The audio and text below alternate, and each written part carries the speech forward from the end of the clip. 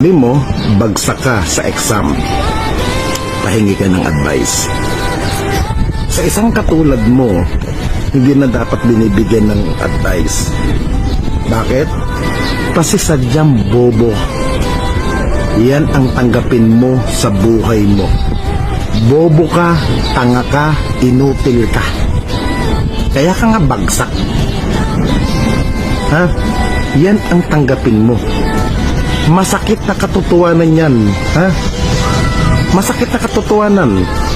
Hindi mo kailangan ng advice. Kasi kung bibigyan kita ng advice sa maganda, tanga ka eh. Bobo ka.